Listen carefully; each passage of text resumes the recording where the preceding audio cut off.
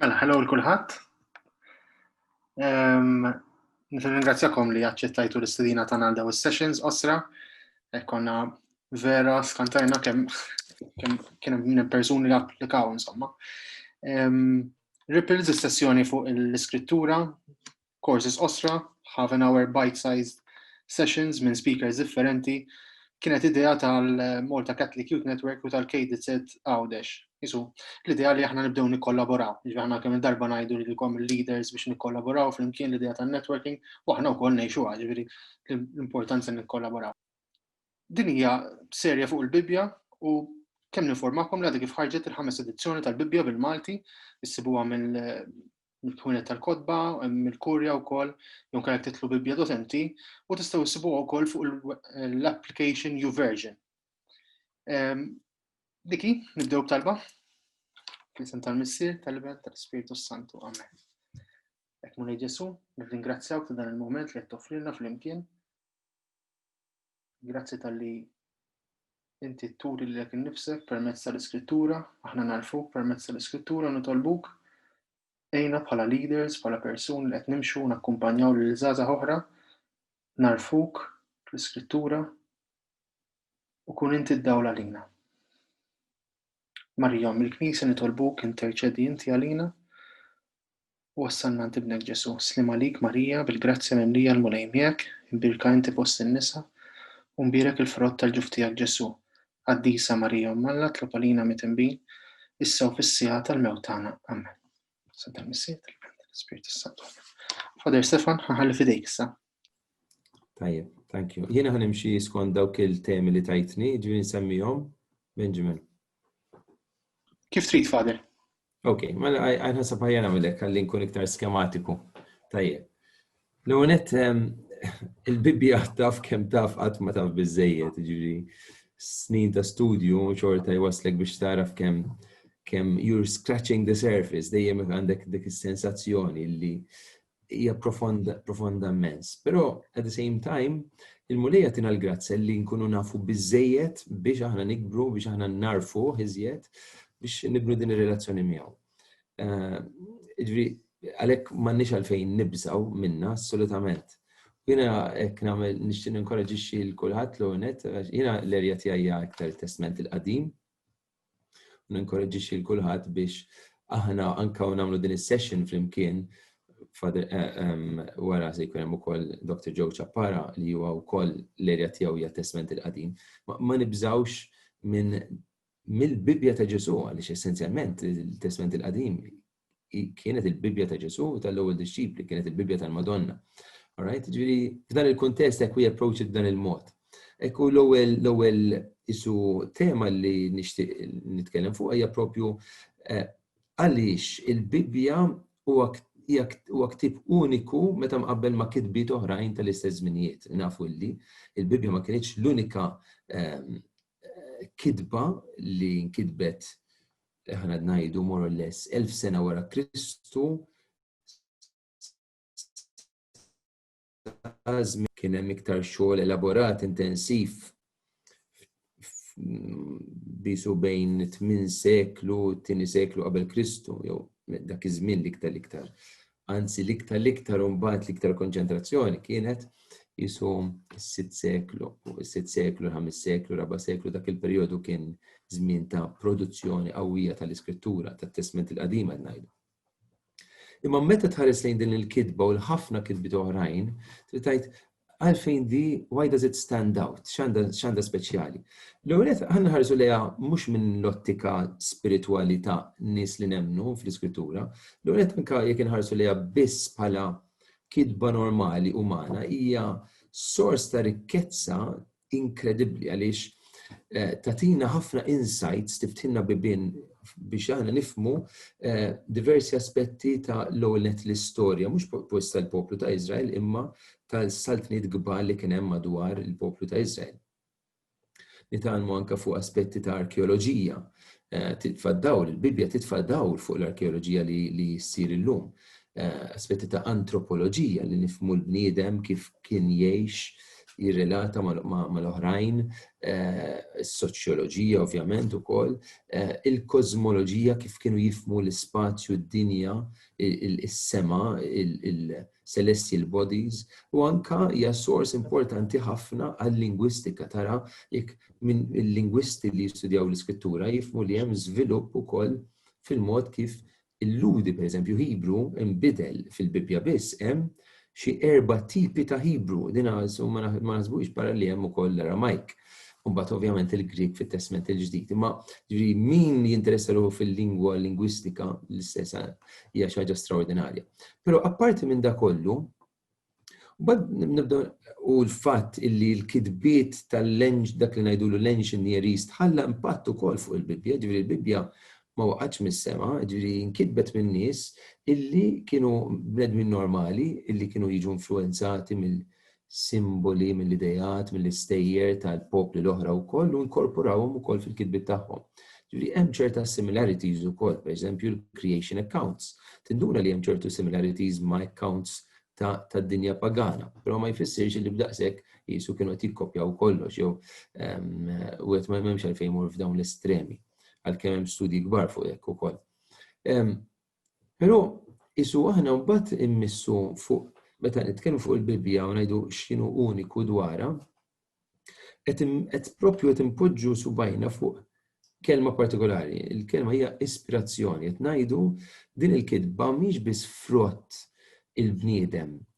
Aħna ngħidu li hemm awturi, diversi awturi li kkitbuha, però il-Knisja temmen li Alla huwa l-awtur prinċipali, jiġifieri huwa awktor, meta l-Knisja tuża fid-dokumenti tagħha din il-kunċett ta' Alla li huwa l-awktor tal-Iskrittura tfisser he is the one who instigated this whole process. Huwa dak li ta' il-bidu għal dan il-proċess, għal din il-kidba. Ġifieri vera il-bniedem kellu juża moħħu u juża l-idejat, juża l-lingwa, jara x'espressjoni se juża, imma behind all that wara il-kittib u wara dawk li ngħidulhom ir-redactors, dawk li poġġew il-kitbiet flimkien, kien hemm id divina. U f'ċertu sens dina narawha il-mod kif il-poplu Alla sa mill-bidu beda jinterpreta thanks to their relationship with God, ġifieri għaliex kellhom relazzjoni ma' Alla li bdew jemmnu fih iktar u iktar u iktar, bdew jinterpretaw l-avvenimenti normali tal-ħajja tagħhom, jew forsi anke mhux tant normali, anke affarijiet straordinarji, ma bdew dejjem jinterpretawhom mill-ottika tal-fidi. U bdew jirrealizzaw ftit kif li Alla kienet preżenti f'ħafna mill-ġrajiet tal-ħajja tagħhom. Isu things fell in place u bdiet tinħoloq din it-tip ta' narrativa fejn il-kostanza tal-preżenza tal-Alla, tal-interess tiegħu fil-poplu tiegħu, tal-mod kif kienet joħsibhom, din il-kostanza kienet evidenti. U bdew joħorġu ċerta patterns tal-poplu li jitbiet minn Alla jara kif jagħmel biex jiġibhom lura, jerġgħu jitbiedu, jerġgħu jġibhom lura, imma b'diversi modi. Jiġifieri jibdew joħorġu ċerti elementi uniċi, fost dawn hemm xi ħaġa li storikament hija unika li ma ssibha fl-ebda kitba oħra ġraja li seħħet fil-poplu ta' Iżrael li ma nsibu anke iżjed. Li hija il-ġraja tal-Esodu. Ġifieri dan il-kunċett ma nsibu fl-ebda kitba, fl-ebda kultura oħra. Din l-idea li jkun hemm Alla partikolari, għax dak iż-żmien kienu jagħmlu li hemm ħafna lat, ma li hemm Alla partikolari li jaqbad poplu u jaqalaw minn fost poplu ieħor biex imbagħad li dan il-poplu jieħu ħsiebu waslu x'imkien ieħor, jagħti ħart oħra u jibda relazzjoni ġdida miegħu. Dan il-kunċett huwa totalment uniku għall-Bibja.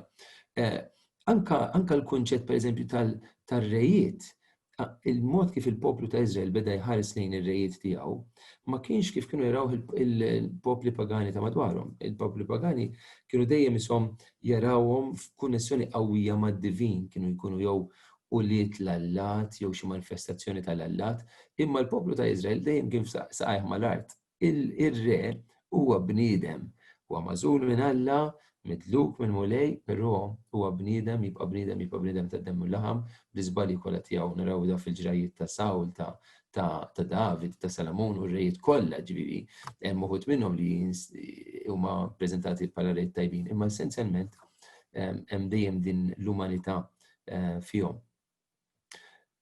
Issa fl-engineerist, pereżempju, l-allat kienu fil-perċezzjoni tagħhom, l-allat kienu jażlu re, imma mbagħad dan ir-re kien joħroġ bil-awtorità tiegħu jagħti ordnijiet, joħloq liġijiet biex iżomm l-ordni fis-soċjetà.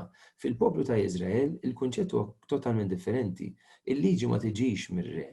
Il-liġi hija kollha ġejja direttament minn Alla. Ġifieri anke ismgħu, ma nismgħu the word of Moses, the word of the Lord spoken through Moses. Hemm din l-insistenza li l-oriġini ta' din il-kelma hija tmur lil-hinn mill-bniedem, mhix kwistjoni tal-kapaċità u l-bravura tal-bniedem. Jiġifieri dawn il-fatti juru sensittività tal-poplu ta' Iżrael għal din ir-realtà illi Alla kienet jaħdem fil-ħajja tagħhom mod partikolari. Jekk inħarsu wkoll xi ħaġa partikolari anke dwar il-profeti. Il-profeti ma l-oħrajn il-pagani ħadd minnhom ħalla kodba msejjin għalihom. Maħna għandna l-ktieb ta' Iżajja l-profeta, l-ktieb ta' Ġeremija, l-ktieb ta' Eżekiel, ta' Ħaggaj, ta' Sofonija, għandna ismijiet ta' dawn il-profeti msemmin partikolarment, hija xi ħaġa straordinarja. Skużawni waħda kemm nbaxxi dan il-telefon għaliex qed toqla. Okay. Fl-aħħar mill-aħħar naħseb illi l-impressjoni li nieħdu hija dejjem illi b'differenza mill-reliġjonijiet l-oħrajn, il-poplu ta' Iżrael juri kif il-ġrajja huwa dejjem Alla li qed jiġri wara l-bniedem, Alla li qed ifittxu, Alla li qed joħloq poplu, Alla li minkejja r-reżistenzi kollha ta' dan il-poplu jibqa' jħossiebu jibqa' jgħinu. U anke mbagħad ċerta kwalitajiet, differenzi mhux sottili, anke kbar li joħorġu li tgħid dan il-poplu, dan it-tikka, Iżrael kien tikka ħdejn is-superpowers kollha ta' madwaru. Imma sa frattant kien Iżrael li ħareġ b'idea tal-monoteiżmu li Alla huwa wieħed, hemm wieħed biss l-oħrajn huma l-lat folots. Il-superpowers kollha tal-Assirja, l-Babilonja, l-Eġittu, daw kollha kienu jemmnu li hemm ħafna allat. Iżrael joħroġ b'idea Jahwe huwa l-unika Alla. U din naraw anke mbagħad fl-accounts tal-ħolqien illi m'għandux għalfejn joqgħod jiġġieled ma' allat oħrajn biex joħloq kif hemm fl-accounts tal-ħolqien l-oħrajn. Narawha interessanti wkoll anke fil-kunċett ta' sagrifiċċju, waqt li l-pagani kienu jaraw is-sagrifiċċju bħala xi ħaġa li inti toffriha lill-allat għax għandhom bżonn għax l-allat ħalqu lill-bnedmin biex joffrulhom l-ikel biex ikunu jistgħu jieklu. Fil-Bibja, Alla juri ċara, jien m'għandix bżonn l-ikel tagħkom, jiena l-ikel huwa l-annimali huma kollha tiegħi. Jiena mhux għalhekk ħlaqt il-bniedem, ħlaqt il-bniedem biex jadurani. Is-sagrifiċċju huwa espressjoni ta' din l-adorazzjoni, ma Alla m'għandux bżonn jiekol bħal dawn l-allat l-oħrajn. Dawn il-konċetti kollha juru illi l-Iżrael kienet, il-poplu ta' Iżrael kien verament sensittiv għal din ir-realtà. Fl-istess ħin, f'din il-Bibja naraw ukoll il-realtà tal-bniedem, naraw il-bniedem bil-vjolenza, bil-fratricide sa mill-bidunet ta' Adam u Kajin, u Eżaw u Ġakob, il-Ġoseppi u Ħutu, il-tensjonijiet li kien hemm bejniethom. Naraw li dina il-Murej kellimna vera din il-kelma tiegħu ma hija kelma li espressa bl-istejjer bil-lingwaġġ l-avvenimenti tal-bnedmin, bl-issabiħu bl-ikraħ kollu tagħhom. Għalhekk ma nix għalfejn nibżgħu mill-vjolenza li nsibu fil-Bibja, mill-gerfix, mill-konflitti. U dan wassani biex ngħid ħaġa fuq it-Testament il-ġdid li jiena għalija pereżempju, it-Testament il-ġdid waħda mill-iktar provi tal-awtentiċità tiegħu huwa proprju l-fatt illi id-disċipli jikdbu tant negattivament fuqhom illi Pietru tant jiżbalja, jiċħad lil Mulej, li ieħor jittradixxi lil Ġesu ma dak Ġuda. Ġwanni uħuh jiġġieldu għall-ewwel post fost l-appost. Tant ipoġġu lilhom infushom f'dawn negattivi li tajt kieku daw kienu jippruvaw joħolqu xi ħaġa ġdida. Kieku żgur ma kienux jikdbu hekk fuqhom, imma l-fatt li hemm dawn l-istejjer so crude u so true, so realistic, għalija huwa wieħed mis-sinjali li l-avveniment li għaddew minnu tal-esperjenza ta' Ġesu, the Christ event kif insejħula, kienet l-iktar ħaġa importanti għal-jom u ma ddejqux jippreżentaw il-tjufija tagħhom f'dawn il-kitbiet biex jibqgħu for posterity, basta jispjegaw eżattament il-ġraja ta' Ġesu x'kienet. U biex impoġġu daqsxejn l-affarijiet biex naraw a bird's eye view, naħseb din hija xi ħaġa li tgħin ħafna. Jiena nista' nkun I can share my screen, u xek. Tajjeb, I can share my screen jekk nara so. Okay, nara ftit. Yes. Ħan ixxerja dan l-screen biex naraw kif qed taraw ċar. Għax dan jgħad vera tajjeb. Mela, il-testament il-qadim u il-testament il-ġdid isegwi l-istess loġika, l-istess tip ta' ħsieb għalfejn għax għandek il-foundation, ġifieri x'inhu il-pedament tat-testament il-qadim u l-pedament tat-testament il-ġdid. Fil-każ tat-testament il-qadim huwa l-ewwel nett il-Pentateuku, ġifieri l-ewwel 5 kodba, l-iktar kodba importanti għall-poplu Ludi, il-kodba l-oħra huma kollha b'xi mod ieħor isu kummentarju fuq il-Pentateuku għalihom dawk il-5 kodba li kitibhom skont it-tradizzjoni Mosè huma l-pedament ta' kollox. Għalina fit-testament il-ġdid huma ovvjament il-Vanġeli, l-erba' Vanġeli li huma l-qafas il-pedament. Imbagħad għandek dan l-aspett ta' passat, preżent u futur. Il-passat fit-testament il-qadim għandek the historical books, ġifieri tibda mill-ktieb ta' Ġoswe fejn jitlu fl-art imqazza sal-aħħar ktieb tal-Makabbej li qed jirrakkontaw kollha ġrajiet storiċi. L-ekwivalenti tiegħu fit-testament il-ġdid huwa l-Atti tal-Apostli, hija l-istorja tal-ewwel Knisja li tiġi eżattament wara l-Vanġeli, daw jiġu eżattament wara xulxin, ġifieri wara l-Vanġeli, wara l-Gospels jiġi the Acts of the Apostles. L-istess biex tagħti spjegazzjoni ta' x'ġara fil-bidu.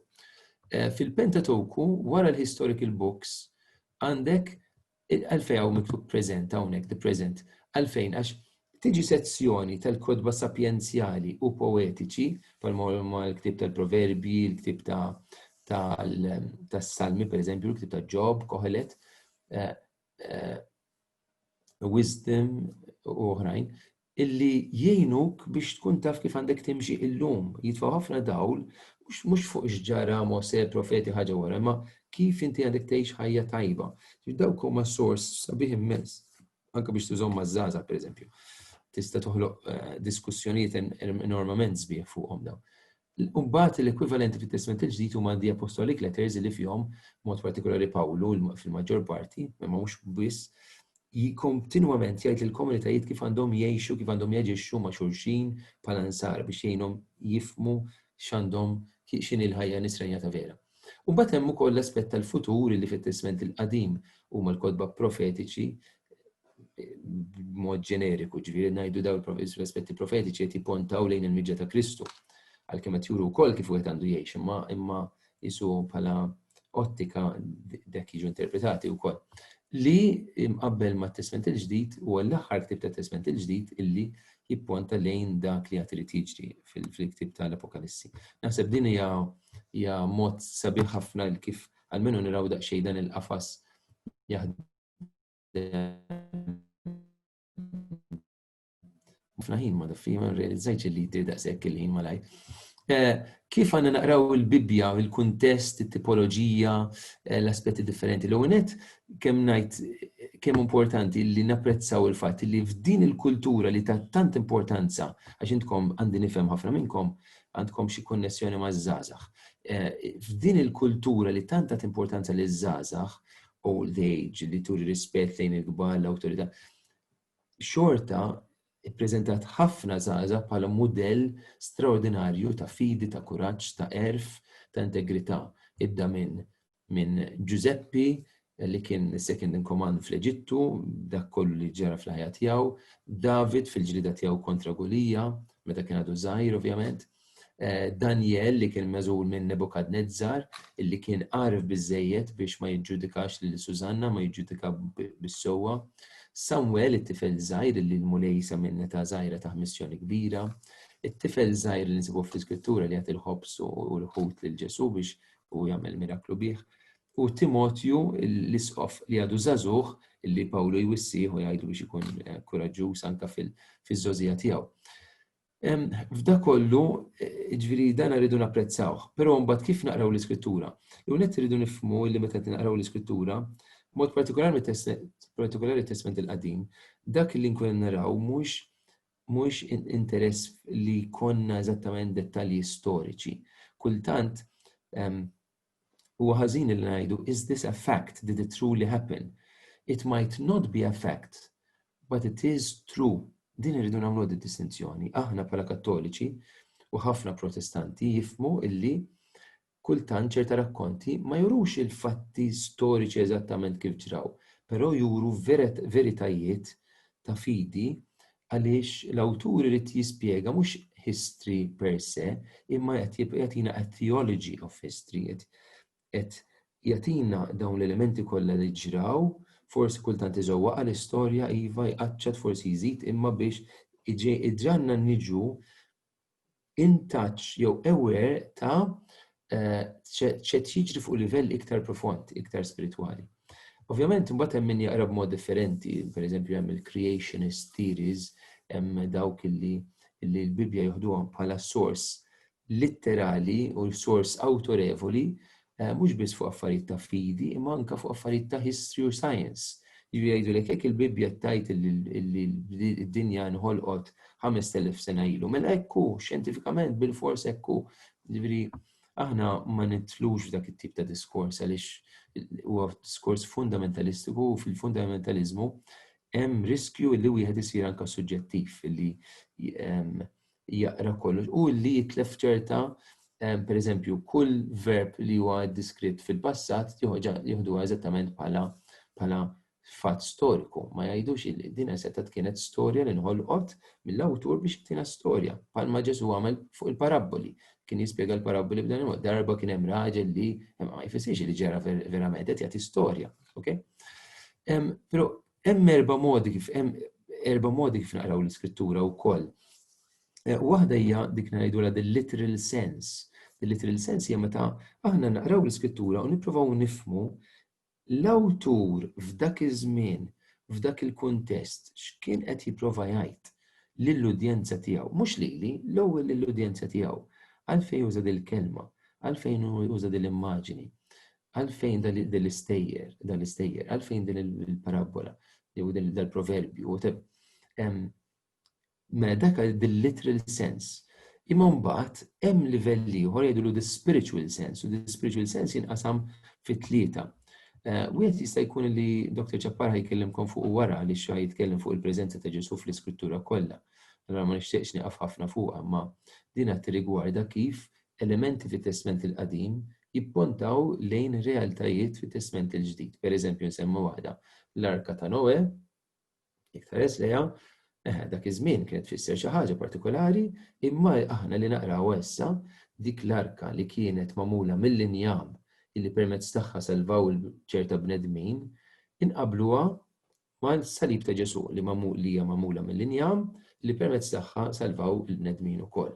Ġifieri, allura dik l-arka ta' Noe hija a type of the cross, okay?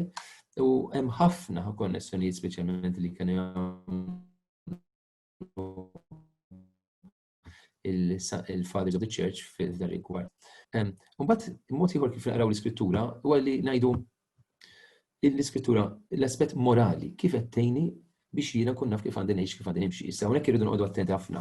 Aħna l-qassisin ħafna drabi sfortunatament fil-priki tagħna mal-ewwel imorru fuq il-morali.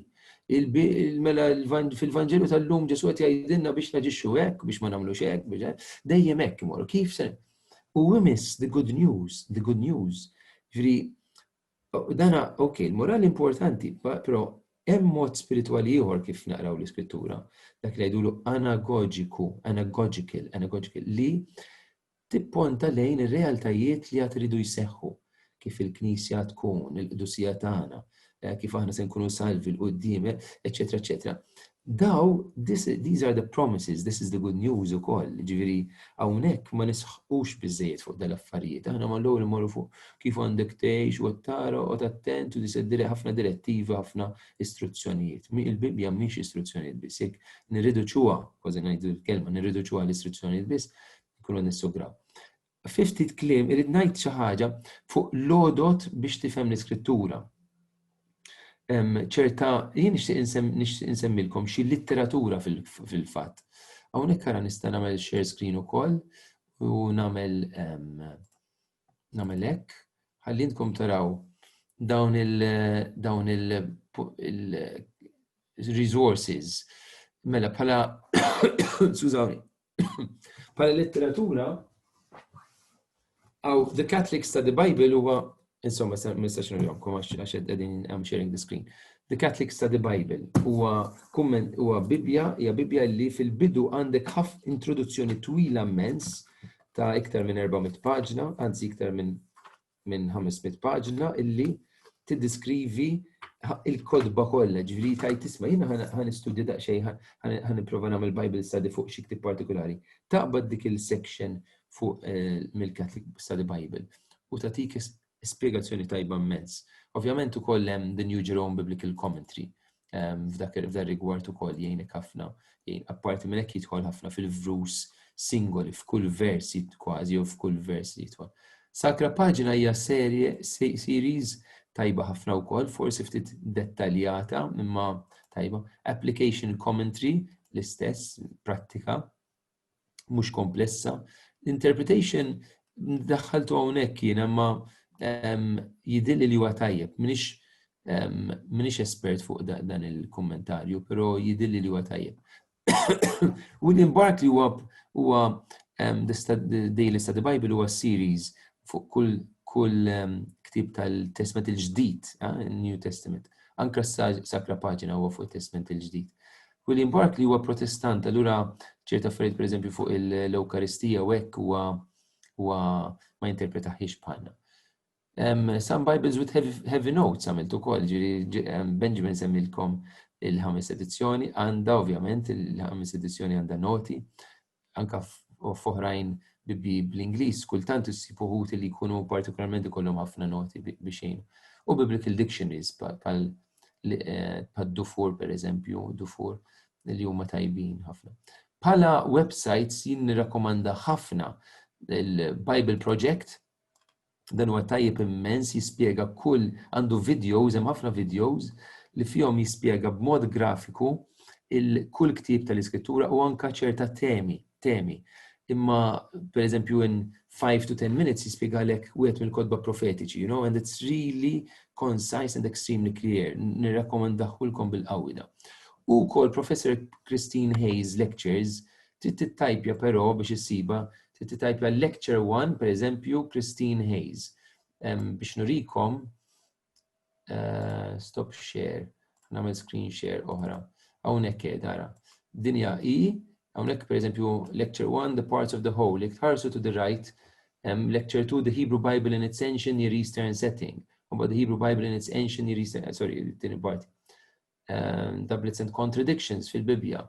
Critical approach to the Bible. Israel and Egypt. Exodus, the priest legacy. So, dana jek tridu tagħmlu studju ftit iktar profond, Hebrew prophecy, x'inhi, insomma, tidħol fil-fond mingħajr profondità esagerata. Okay, ġifieri jiena nirrakkomandhom ħafna dawn is-series li jkunu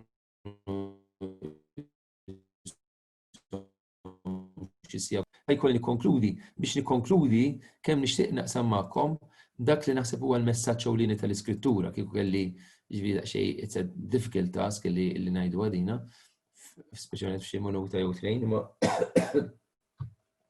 għalija l-ewwel nett l-Iskrittura fiha nfisha hija l-mod kif Alla rrivela lilu nnifsu lill-bniedem, ċoe ma milix permezz tal-Iskrittura, mela permezz tal-avvenimenti tiegħu, permezz tal-ġrajiet li ġraw, il-profeti li bat, imma mbagħad u l-Ġesu li bat ovvjament, però mbagħad dawn il-ġrajiet inkidbu. U din il-kidba hija għalhekk it-testimonjanza tant vivida, tant ħajja ta' din ir-rivelazzjoni fejn Alla kontinwament prova juri li nifsu iżjed u iżjed lil bniedem. U interessanti li naraw żvilupp kbir, ġifieri anke fil-mod kif nifhmu lil Alla, anke li Alla għal-bidu kienu jaħsbuh Alla u wieħed fost ħafna Allat, u mbagħad waslu biex jarfu li huwa Alla li huwa uniku. U mbagħad anke l-idea pereżempju tara din il-the gradual revelation anke kwistjonijiet ta' kif titratta l-għadu. Fil-bidu l-għadu tobodu, ma bil-mod il-mod nindunaw li iktar ma jersaq iż-żmien ta' Ġesu, meta kien hemm ħafna dak li ngħidulu sapiential literature, bdew jinbidlu l-affarijiet. Anke insomma qabel kienu diġà jinbidlu, imma kien hemm tendenza mexxija mill-mulej indubjament illi anke lill-għadu narawh f'ottika iktar pożittiva. Jiġifieri tinduna li fl-ewwel l-iskrittura huwa dwar rivelazzjoni Alla li juri lilu nnifsu juri l-identità tiegħu. Inkella kien jibqa' Alla mistoħbi u Alla mistoħbi x'jiġri jekk Alla huwa mistoħbi ma nafux min hu tnissel fik il-biża'. Imma l-fatt li Alla wirrina min hu tnislet fina din the confidence, ma ngħidx konfidenza bl-Ingliż bil-Malti tinsema daqsxejn negattiva, the confidence, the trust li jista' jkollna fih. Għalfejn għaliex wera lilu nnifsu bħala Alla taħnina fid-dawl ta' l-umanità midinba tagħna. Ġifieri t-Testament il-Qadim u t-Testament il-Ġdid li huma juru il-fatt li l-bniedem huwa midneb dan huwa l-ewwel pass għal kwalunkwe konverżjoni. Il-bniedem l-ewwel irid jiġi intaċċ mal-miżerja tiegħu jew tagħha. U mbagħad minn hemm illi jista' verament japprezza u jirċievi l-ħnina tal-mulej. Messaġġ ieħor prinċipali huwa li Alla huwa dejjem dak li jieħu l-inizjattiva biex isalvana u biex ikun viċin tagħna. Il-bniedem dejjem ġera mill-mulej kemm il-poplu ta' Iżrael, ir-rejiet, id-disċipli, imma l-mulej dejjem b'xi mod jew ieħor jarġa' jieħu l-inizjattiva u biex jarġa' jġib il-bniedem lejh. U dan narawh fil-pacts, il-covenants li Alla ħoloq mal-bniedem. Ġifieri il-Bibja kollha sat-Testament il-ġdid fejn hemm the new covenant bid-dem ta' Kristu huma kollha momenti meta Alla jidħol f'patt mal-bniedem. Patt li kull darba l-bniedem jiksru mhuwiex fidil lejh, imma Alla dejjem jibqa' fidil lejh għaliex kif tgħidilna l-Iskrittura stess, jekk huma jżommx il-kelma tiegħu qed imur kontra tiegħu innifsu. Ġifieri qed jiġħad lilu nnifsu, ġifieri Alla ma jistax imur kontra l-kelma tiegħu. Ġifieri dawn il-covenants kollha jagħtu iserħulna qalbna x'Alla minflok jaqta' qalbu mill-bniedem jibqa' jippersisti jibqa' jiġri warajna. U l-Iskrittura hija testimonjanza ta' dan. Tajjeb, ħadd ftit iktar ħin milli suppost, ma issa hemm xi mistoqsijiet, naħseb. Ekku jekk hawn xi forsi għandu xi mistoqsijiet fiċ-chat ħadd ma bagħad xejn. Okay, all right. Kemm infakkarkom daqsxejn, skużawni ta' imma min ma kitibx ismu in full kemm jista' jkun anki araw li tkunu qegħdin bl-isem li reġistrajtu bih. Ħalli fil-lista jien nkun nista' nsibkom. Speċi anki min kitab ismu biss żidu wkoll il-kunjom. Thank you. Hemm xi ħadd li forsi ħaseb fuq xi ħaġa in the meantime? Fil-każ nista' ngħid xi ħaġa oħra, ma nippreferi nara hemm x'min għandu xi diffikultà. Xi mistoqsija. Tiddejqux anke tkun mistoqsija li tidher banali, ma kultant jekk ma tagħmilx hekk ma titgħallimx. Fil-każ nistgħu nkomplu ftit ieħor ta' jekk naraw li m'hemmx mistoqsijiet. Nista' nsemmi forsi hekk xi ħaġa sempliċi ta'. Okay. All right, għandna l-ewwel mistoqsija. Please. Okay, mela. Mela tistaqsi din mistoqsija x'li trid tinżid xi ħaġa oħra magħha. Thanks, good point. Mela, l-ewwel waħda huwa the typological type, TYP, typological, jgħidula wkoll the allegorical, okay? Għaliex jiena semmejtilkom l-arka ta' Noè, dik hija typology. Ma mbagħad hemm the allegorical meta nirreferu mhux għal oġġetti, għal figuri hekk singoli, imma għal ġrajiet. Pereżempju, il-fatt illi il-poplu ta' Alla jgħaddi mill-Baħar l-Aħmar, dak huwa għalina bħala nsara narawh bħala simbolu ta' x'kellu jiġri mbagħad fil-ħajja ta' Ġesu li għadda mill-mowt tal-ħajja u f'xiġri fil-ħajja tal-Knisja illi l-istess meta permezz tal-mamudija ħana ngħaddu mill-iskjavitu għal-ħelsien, għal-ħajja sħiħa malla. Ġifieri dik hija allegri. Imma mbagħad hemm the moral reading, the moral sense li turik kif għandek tgħix in the here and now. U għandek anka the anagogical sense, anagogical, A-N-A-G-O-G, anagogical, I-C-A-L. Anagogija tirreferi għal, bil-Greek tirreferi għal acclaim, ġifri, it shows us what level we are going to reach. Per eżempju, li l-Knisja fl-axħar tkun mingħajr teba, mingħajr tikmixa, tkollha sabiħa, bħalma nsibu fil-ktib tal-Apokalissi Isa, l-arusa niżla mis-sema sabiħa, preparata mħejja l-arus tagħha. Dawn il-konċetti issa xrid nżid magħha dina u li nsejtu naħseb importanti ħafna nżida. Dawn huma modi isu forsi akademiċi jew formali ta' kif ma' żmien, ġifieri dawn huma centuries old, dawn il-mod, din il-mod ta' kif tiddividi, taqsam il-modi differenti ta' kif taqra l-iskrittura. Però hemm ukoll mod li naħseb importanti nkunu sensitivi għalih. Meta taqbad l-iskrittura, inti mhux se taqbad u tgħid isma' jiena issa se naqra b'mod litterali, jew kella issa se naqra b'mod morali. Okay? Mhux se nagħmlu hekk ovvjament.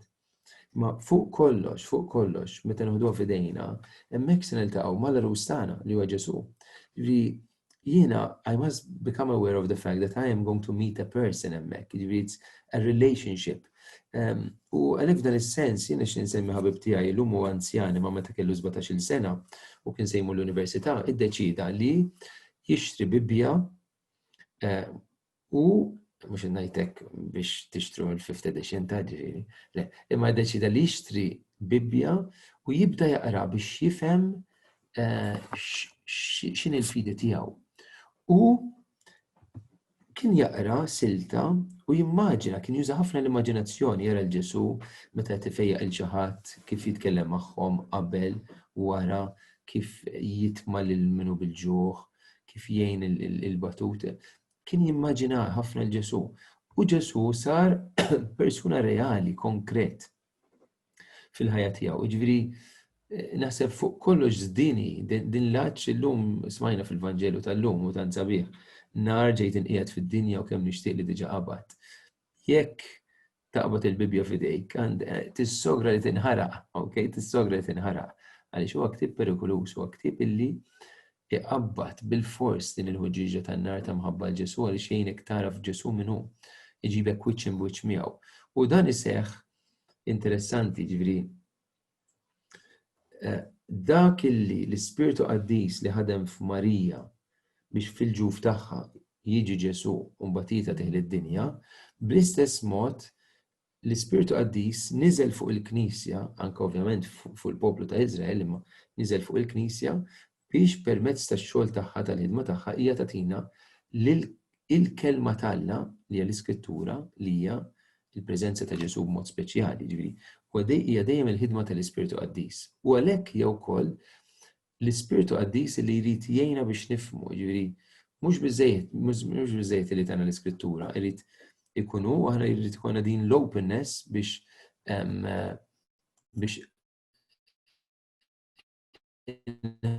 ħalluh jiġi għandna nifhmu, mhux biss niktub, imma li we make this encounter becomes real, concrete. And it's only through him. Minkella nkunu naqraw u nibqgħu mod superficiali, ma l-mulej jista' jagħmilna din encounter verament reali. Hemm xi mistoqsija oħra, right, so Benjamin. Mirej xikluna ta' kif saqsit mistoqsija wkoll. Bħala liema tar-religion niġi f'diffikultà nagħllem u nitkellem fuq ċertu ġrajiet tat-Testament il-Qadim bħal Ġenesi, sin tal-Baħar tal-Eżodu, Arka ta' Noè, għax l-istudenti isuhom bħala affarijiet sopranaturali u diffiċli jifhmu t-tifsira ta' dawn il-ġrajiet, speċjalment ta' kif ġew il-bnedmin kollha minn Adam u Eva. Għalhekk ngħidulhom dik storja deskrittiva u ma ġratx veru. Yes, Hemm dejjem dawn id-diffikultajiet, nifhem illi hemm dawn id-diffikultajiet. Ovvjament inti trid l-ewwel tgħid jiena x'qed nipprova nagħmel b'dawn l-istejjer. Nippreżenthom għax l-ewwel 11 il-kapitlu tal-Ġenesi huma meqjusa ishom stejjer, ħanuża l-kelma parabola, mhux il-kelma eżattament, imma biex nifhmu ġifieri illi l-awtur sagru kitibhom biex jiena nifhmu realtajiet iktar profondi. Ġifieri jekk aħna nippreżentaw bħala affarijiet xjentifiċi ta' storja li ġraw fil-fatt. Hemmhekk ovvjament mhux biss se jitfixklu tfal imma jgħidu dan tajt il-merijiet il-Bibja fix-xjenza jitalmu affarijiet differenti, allura rridu noqogħdu attenti. Imma importanti ninsistu fuq il-fatt illi dawn huma l-modi kif il-poplu ta' Iżrael rridu jesprimu l-unet il-kobor talla fil-ħolqien. Kif semmejt qabel hemm xi ħaġa diġà unika l-fatt illi Alla huwa l-unika wieħed, l-ebda writing oħra ma nsibu din ħaġa. Però apparti minn hekk train of thought. L-uniċità però mbagħad il-modi differenti kif Alla salva lil bniedem. Imma kunċett importanti ħafna li joħroġ fit-Testament il-Qadim li kultant nimmissjawh huwa l-fatt illi dan il-qtil kollu u Noè, l-arka ta' Noè li Alla eret id-dinja huma dejjem jippruvaw juru xi ħaġa importanti li Alla huwa qaddis u Alla ma jistax joqgħod madnub, ġifieri il-bniedem għaraf, il-poplu ta' Iżrael għaraf li huma midinbin u quddiem dan Alla li huwa qaddis ma tistax tiċċajta, ġifieri dawk imissu l-arka fejn kien hemm il-preżenza tal-mod speċjali għaliex kien hemm it-tablets bil-kelma tiegħu u mietu għax missew l-arka, pereżempju. Hija għaliex ma tistax you can't approach God and His holiness unprepared. Hekk tmur ħadd miss l-arka ta' no, you can't. Tidher xi ħaġa krudili minn barra illi Alla bazzajjed ta' qatlu pereżempju, imma l-awtur sagru x'qed jipprova jgħid. Ġifieri iktar minn qogħdu ngħidu da ġara fil-vat qed jgħid the truth is illi dan Alla qaddis li mistax taqbad titħol fil-preżenza tiegħu hekk isu xejn mhux xejn tħalt isu hekk. No, you need to be prepared għalhekk imbagħad hemm dar ritwali u s-sawm ħafna purifikazzjonijiet u bl-ilma sal-ġurnata tal-lum jekk tmur qudiem il-Wailing Wall. Tara l-ilma li jużaw biex jaslu dejhom qabel ma jitlu quddiem il-Wailing Wall biex jitolbu għalfejn għax il-bniedem irid jipprepara ruħu. Okay? Din hija dejjem il-bażi ta' ħafna mit-Testament il-Qadim. Hemm xaħat saqsini fuq x'tifsira hemm f'dik it-table u x'hekk rajt mistoqsija. Għabluha l-aħħar mistoqsija u l-oħrajn nirrisponduhom jekk ma jimpurtax darba oħrajn. Okej, ora tibżax. Le, għandna ċans rajda nirrispondi? Jiddependi kemm ħaddum. Ifhem, ovvjament kien importanti li kemm fil-Testament il-Qadim u kemm fil-Testament il-Ġdid nibdew bl-istorja x'ġraw x'inhu mal-fatti għaliex aħna l-fidi tagħna hija bbażata fuq avvenimenti storiċi wara kollox mhix ħaġa li vvinta l-bniedem, dawn mhux grupp ta' filosofi li poġġew u bdew jqogħdu jivvintaw xi ħaġa, kienu realtajiet, kienu esperjenzi konkreti ta' salvazzjoni permezz tal-profeti, tal-imħalfin, ta' Mosè, eċetera, eċetera, biex imorru lura, tar-rejiet ukoll. U permezz ta' Ġesu.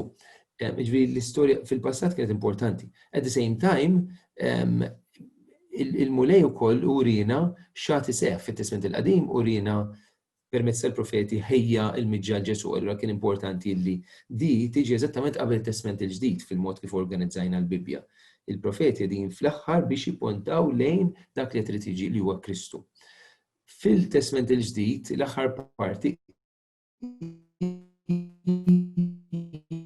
dak ngħidulhom eskatoloġiċi dak li se jseħħu fl-aħħar, jiġifieri għadhom ma seħħux imma tiseħħu fl-aħħar, jiġifieri bil-fors biġihom fl-aħħar tal-ktieb. Fin-nofs imbagħad hemm dawk is-siltiet li għadna sapjenzjali u littri ta' San Pawl u l-oħrajn, il-littri l-oħrajn illi huma jgħinuna jitfgħu iktar dawl fuq il-preżent tagħna, ġifieri as we have been informed by the past events. U waqt li nistennew ir-realtajiet li qed iridu jseħħu, irridu nkunu nafu aħna kif irridu ngħixu. Dawk il-kitbiet huma adattati ħafna biex jitfgħu dawl fuq il-preżent tal-ħajja tagħna, tal-mixja tagħna tal-fidi. Thank you, Father Stefan. You're welcome. Thank you for your call. Skużani ma stajtx imweġġa fil-kulħadd. It's okay. Ma ftaħtilna verament Glad biex nibdew nitkellmu nibdew naħdmu. All right. Enjoy the ride. Ekku. U proset tal-ħidma tagħkom. Okay? Nilqgħu il-Joseph issa. Joseph, kif int? All right, Stefan, mhux ħażin niżoħar lalla inti kif inti. All right, thank God ukoll. All right. Thank you very much għax preparajt li verament il-pedament tat-tok tiegħi. Tajjeb, għax bdej nibżel li se nidħol daqsxejn fuqek imma. Le, lanqas xejn. Fil-fatt apprezzajt anke l-mistoqsijiet u fil-fatt il-mistoqsijiet li kien sar il-ħin għalihom kont nkun qed nittrattom strada faċendo kif jgħidu t-Taljani fit-tema tiegħi. Nħallik bi kwietek. Kompli, Joseph. Thank you. Tajjeb, nilqakom għad komplija ta' dan is-seminar il-lejla u hekk ħaġa li xtaqt nibda biha hija l-fatt li aħna nitkellmu minn żewġ testamenti meta nitkellmu mill-Bibja, l-Antik Testament u l-Ġdid Testament. Issa tajjeb li nkunu onesti ma' nfusna u ngħidu isma' malli qegħdin nitkellmu minn xi ħaġa antika, mill-ewwel tinbet f'moħħna l-idea li xi ħaġa hija outdated, li xi ħaġa għadda żmienha, li xi ħaġa m'għadix relevanti. Imma meta nkunu qegħdin nagħmlu hekk, inkunu qed nagħmlu żball. Għaliex importanti li nifhmu li Alla meta wera lilu nnifsu lill-bniedem għamel dan permezz ta' taraġġ. U tkun atletiku kemm tkun atletiku, it-taraġġ dejjem tibda titilgħu mill-ewwel tarġa. U it-taraġġ jekk jibda mill-ewwel tarġa tkun tista' tasal sat-tarġa numru 100. Jekk titilgħu waħda wara l-oħra. Kif tkun atletiku taqbeż xi waħda jew tnejn ta' imma ma jirnexxilekx tibda titla' t-taraġġ mill-10 tarġa. U dan huwa fundamentali li nżommu quddiem għajnejna li jekk Alla jirrevela lilu nnifsu taraġġ pass pass. Forsi qed nuża kelma diffiċli, l-kelma rivelazzjoni, Alla li jirrivela. Il-kelma rivelazzjoni hija proprju appuntu Alla li jikxef lilu nnifsu, li jikkomunika mal-bniedem u jagħmel lilu nnifsu b'tali mod u maniera li l-bniedem jista' jifhmu. Ħanatikom eżempju, il-kelma rivelazzjoni ġejja mill-kelma Latina revelare. To remove the veil, li tneħħilatu. Biex niftehmu, jekk inti tidħol id-dar u x-xomri ħatfuh, il-mama li qed issajjar il-borma, biex inti tkun taf x'hemm f'dik il-borma, trid tmur u tolli latu, tikxef latu. U Alla fil-kelma tiegħu hekk jagħmel. Hekk il-kelma hija l-ewwel nett. Ħadd pjaċir li l-Fader Stefan nisimgħu jgħid kemm importanti illi l-Bibja ma naħdux b'mod literalistiku, li ma noqogħdux nifqu fuq nistaqsu lil nfusna l-fatt dan il-fatt ġara jew ma ġarax, jew inkella li saħansitra nikkunsidraw lil Bibja bħala xjenza. Tajjeb li ngħidu li l-kelma Bible bl-Ingliż ma tfissirx book of instructions before leaving Earth. Jekk tieħdu l-akronomu Bible hekk l-ewwel ittra ma tfissirx basic instructions before leaving Earth. Hekk tirritani ħafna l-ħaġa li nisma' pereżempju il xi ħadd li jsemmi textbook partikolari u jgħidlek isma' dal-ktieb huwa l-Bibja tas-soċjoloġija, dal-ktieb huwa l-Bibja tal-kimika. Il-Bibja hija ħafna aktar minn hekk. Il-Bibja hija esperjenza. Esperjenza ta' poplu illi qed jgħaddi minn din l-istorja li aħna nsejħula l-istorja tas-salvazzjoni illi tilħaq il-qofol tagħha f'Sidna Ġesu Kristu iva imma pass pass. U hekk naħseb eżerċizzju importanti ħafna li nagħmlu fil-ħajja tagħna anke meta naqraw l-Antik Testament u l-Ġdid Testament hija li npoġġu lilna nfusna f'dan ir-rakkonti. Hekk mistoqsija importanti hija Alla f'dan ir-rakkont x'irid jgħidli. Alla volja r-rakkont jaf ikun ibes u diffiċli biex nifhmu. Fil-fatt il-kelma Bibja ġejja mill-kelma Griega li tfisser ktieb fil-plural. Allura il-kelma Bibja tfisser il-kodba. Għaliex il-kodba? Għaliex dak iż-żmien għax illum ngħidwa kif inhi. Tara stramba il-Bibja hija ktieb wieħed mhux hekk u fih miġburin il-kotba l-oħra kollha. Skużawni din mhix il-5th edition żgur, għax kollha mqatta sforz kemm rajta u studjajta. U nissuġġerilkom li l-bibji tagħkom ikunu kollha hekk, kollha mmarkati, għax verament hija arricchiment meta inti taqra l-kelma talla tarrikkixxi verament il-ħajja spiritwali tiegħek. Illum naraw ktieb. Imma fi żmien Ġesu Kristu, pereżempju, jekk naqraw Luqa kapitlu 4, x'in isemmi li Ġesu daħal fis-sinagoga jgħidilna tawh il-ktieb tal-profeta Eżajja. Meta jgħidilna li tawh il-ktieb tal-profeta Eżajja jfisser li tawh xi ħaġa hekk. Dan l-iskroll li qegħdin taraw huwa ktieb wieħed biss fil-fatt, huwa l-ktieb tal-Eżodu. Allura għalhekk il-kelma Alla aħna nsejħula bil-plural bil-Grieg Bibja. Hija ġabra ta' kotba. U book number 1 li huwa l-Ġenesi kif se naraw illum ikompli jiftaħ storja illi tkompli fl-istorja tas-salvazzjoni kollha u tilħaq il-milja tagħha mal-miġja ta' Sidna Ġesu Kristu u tagħlaq fl-Apokalissi. Hekk il-Bibja hija ġabra ta' 73 ktieb, 73. Żewġ sezzjonijiet kif qed l-Antik u l-Ġdid Testament, l-Antik Testament 46 books u l-Ġdid Testament 27 ktieb.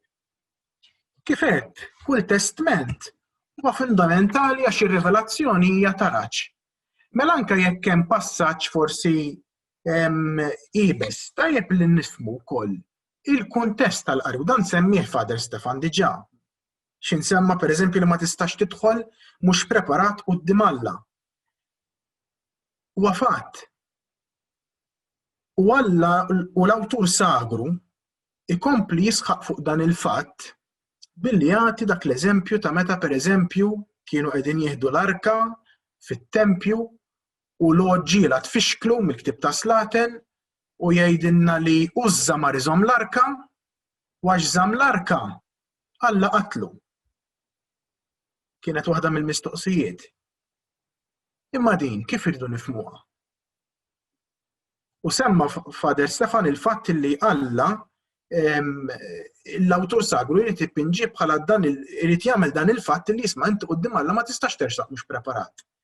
Imma tgħidu li f'dan il-każ partikolari miskejn Użza mar biex ma jħallix l-arka titfarrak. Allura donnu l-Alla tal-Antik Testament jidher tiran, kattiv saħansitra, għax hija kattiverija din il-ħaġa li dan mar jilqa' l-arka. Mbagħad Sidna Ġesu Kristu jipriedka li Alla huwa mħabba. Jipriedka l-imħabba, liġi tal-imħabba. Mbagħad fir-rivelazzjoni ta' Ġwanni fil-flittra tiegħu naqraw li Alla huwa mħabba. X'inhu jiġri? Fil-verità tfixklu l-oġġiela. Issa jekk weqgħet mal-ħajt u forsi qatlu il-karru stess. Jew forsi bil-kedda ta' attakk tal-qalb. Dik li l-istoriċità. Il-fatt huwa li l-awtur sagru qed jikteb fi żmien fejn l-idolatrija kienet komunissima, fejn il-poplu l-ħin kollu jiġri u jiġġarra wara Alla toħra. Allura bejn irid juri l-awtur sagru li jisma' li quddiem Alla tkun dejjem preparat, kif ukoll isemmi dan il-fatt u jisħaq fuqu biex hekk joħloq dan is-sens ta' biża' u ħanaraw il-biża' tal-Alla iktar il-qudiem f'din it-tok sabiex il-poplu jgħid isma' dan Użza ġralu hekk mela kemm iktar jiena rrid noqgħod attent. Fil-fatt l-aħwa meta naqraw il-Bibja importanti li nidħlu fil-kuntest, x'jiġifieri l-kelma kuntest? Kuntexto, dak li jiġi mat-tekst. Il-tekst ma waqax mis-sema biss għalkemm nemmnu li huwa ispirat, imma Alla nqeda bl-awtur sagru biex permezz tal-esperjenza tal-awtur sagru stess fih dan il-poplu iwassal il-kelma tal-Alla. Allura naraw li l-kelma tal-Alla hija wkoll prodott fil-komunità. Hija r-rigal tal-Alla lill-komunità imma fih dan l-esperjenza tal-komunità.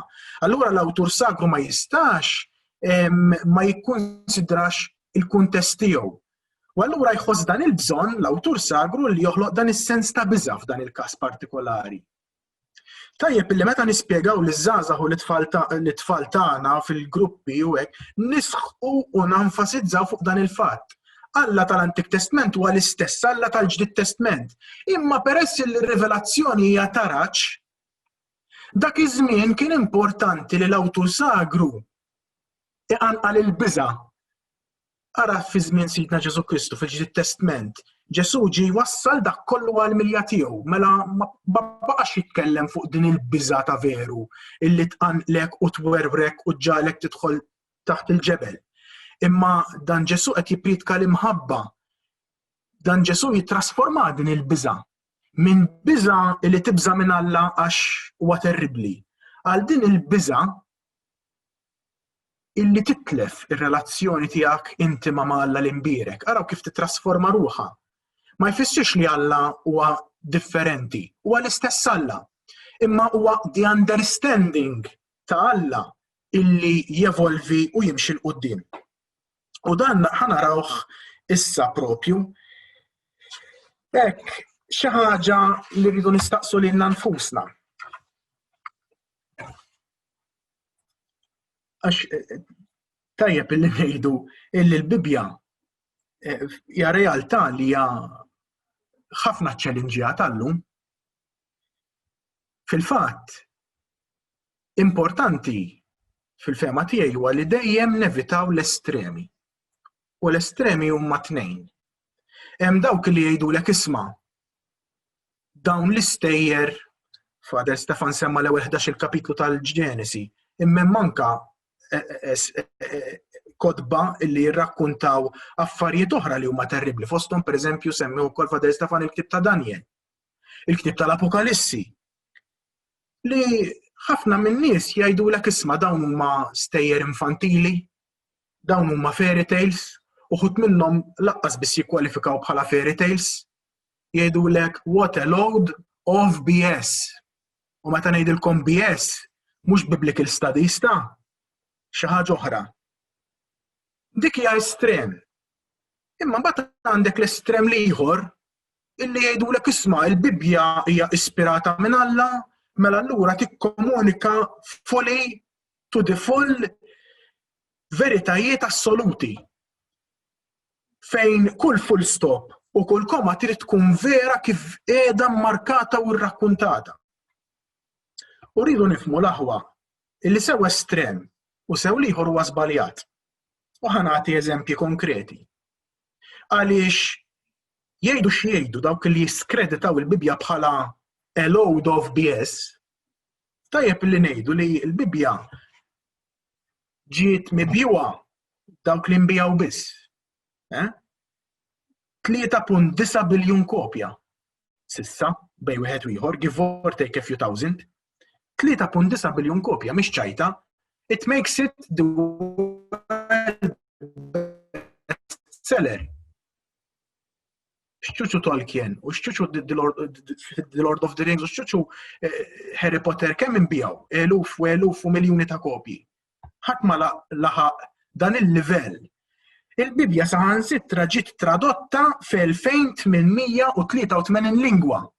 L-ebda ktieb ma ġiet tradott daqshekk. Mela allura għall-mistoqsija is the Bible relevant today? Irridu ngħidu li it is relevant. La hemm dawn l-Bibja hija the best seller of all times. L-Bibja hija l-iktar ktieb li ġiet tradotta f'lingwi. Hekk biex nifhmu il-punt fundamentali huwa li nevitaw dawn iż-żewġ estremi. It-triq tan-nofs, il-famuża triq tan-nofs, it-triq tad-deb biex ngħidu hekk. Għaliex meta l-iskrittura hija skreditata kif rajna bħala a load of BS nitilfu ħafna ġmiel ta' rakkonti. Meta mbagħad min-naħa l-oħra l-Bibja nagħmluha bħala the absolute and sole conveyor of truth, nagħmlu frejjeġ ta' nies fundamentalisti saħansitra naslu li nkunu magħdudin mal-bħaħan l-aħwa. U aħna l-fidi tagħna ma jfissirx li kollox mitmuħ bil-labra u koll bħal dik ir-rossa bil-labra, ma jfisser li aħna li Alla tagħna moħħ iridu nużawh. U meta naqraw il-kelma tAlla, iridu nużaw moħħna appuntu anke naqraw fuq il-kuntest, fuq il-ġeografija tal-post, fuq il-politika, fuq reliġjonijiet tal-madwar. Ħadd pjaċir ħafna li Father Stefan urikom anka diversi kummentarji. Dawk huma kollha għodod biex jgħinuna nifhmu dawn il-kitbiet kif inkitbu u f'liema kuntest inkitbu. Ħa nagħtikom eżempju, irrefera ftit għalih meta semma l-kozmoloġija fil-Ġenesi Father Stefan. Meta naqraw il-Bibja, naraw illi f'Ġenesi kapitlu 1 vers 6 l-awtur sagru jifhem il-dinja u l-univers b'mod partikolari. Ħa nagħmel naqra share screen. U naraw dawn it-testi flimkien. Hekk għandna Genesis 1:6 li jgħidilna, "And God said, let there be a firmament in the midst of the waters, and let it separate the waters above from the waters below." Tajjeb. Naraw Ġenesi 8 issa, kapitlu 8 vers 2, meta qed jirrakkonta fuq id-dilluvju. Hawnhekk naraw the fountains of the deep and the windows of the heavens were closed. Qed jirreferi għal xħin waqaf Alla waqaf id-dilluvju. The rain from the heavens was restrained. Innutaw the fountains of the deep. Mela l-ilma li qed jissemma qiegħed fuq u taħt l-art f'Ġenesi 1:6, hawnhekk qegħdin naraw illi qiegħed jarraq id-dinja kemm minn taħt the fountains of the deep and the windows of the heaven. By the way, bil-Malti aħna ngħidu infetħu bibien is-sema. Fil-fatt, fil-kosmoloġija biblika l-awtur kellu f'moħħu li meta tagħmel ix-xita Alla jiftaħ it-twieqi u l-bibien tas-sema. Meta naqraw imbagħad il-kantiku ta' Anna fil-ktieb ta' Samwel, naqraw dan. He raises up the poor from the dust. He lifts the needy from the ash heap to make him sit with the princes and inherit a seat of honor. For the pillars of the earth are the Lord's, and on them he has set the world. Bil-Malti qiegħda għax tal-mulejhom mal-kolonni tal-art u fuqhom huwa waqqaf is-sisien tal-art. Minn dan kollu li hawn miktub naraw illi l-univers fil-moħħ tal-awtur sagru kien dan li ġej, kien dan ta' hawnhekk. Għandna l-kolonni tal-art li semmit Anna fil-kantiku kif rajna f'Samwel, għandna lejum tal-fuq tal-qiegħ, għandna l-bibien u twieqi tas-sema. Għandna l-art li hija ċatta u dawn il-muntanji jekk mhux silġ jew ġebel. Ħadd ma jaf biex iżommu l-ilma flimkien mal-art f'posthom. Ilma fuq u ilma u taħt, dik hija l-kosmoloġija biblika. U l-punt tiegħi huwa dan l-aħwa. Jekk ħanifqu u ngħidu l-Bibja hija xjentifika, dawk li jakkużawna li l-Bibja hija a load of BS għandhom raġun. Għaliex taw minnu saħansitra sal-ġurnata tal-lum jemmen illi dan huwa il-modell veru tal-univers. Fitxu u Google jaw Flat Earthers u jibdew tilejn videos fuq il-Flat Earth Society u ħafna minnhom x'inhu ma' ir-raġunijiet li jagħtu għax il-Bibja tgħidlek. Imma dak huwa mod żbaljat għall-aħħar kif aħna inħarsu lejn il-Bibja. Ħanħarsu pereżempju lejn is-simboliżmu tal-għanja tal-għanijiet. Kieku jkollna nieħdu il-mod ta' kif l-awtur sagru jiddeskrivi lill-arusa b'mod litterali, issa l-għanja tal-għanijiet hija għanja li hija ħafna erotika fejn tfaħħar u tkanta l-imħabba umana bejn raġel u mara li tirrifletti mbagħad saħansitra aktar il-qudiem l-imħabba ta' bejn Alla u l-Knisja. Imma f'mod partikolari l-imħabba ta' Ġesu u l-Knisja, imma b'mod partikolari fl-Antik Testament hija din l-għanja ta' mħabba. Meta kif konna nieħdu b'mod litterali, il-mod ta' kif ħadna pereżempju l-idea li toħroġ hija propju u appuntu din. Din kienet satira li kienet ġiet ippubblikata fin-1979 fil-Wittenberg Door, fin-1978, sorry. Il-Wittenberg Door kien ikkunsidrat dak iż-żmien way back in 78 bħala l-uniku magazzin b'satira reliġjuża, llum ovvjament hemm ħafna oħrajn. Din ix-xbija għalkemm tad-daħk turi f'liema stat tal-biki naqgħu jekk aħna l-Bibja naħduha b'mod literali. Pereżempju, how beautiful are you, my darling, how beautiful you are. Your eyes are like doves behind your veil. Araw għajnejha. Your hairs are like a flock of goats. Qegħdin taraw l-aħwa. Stenna ta'.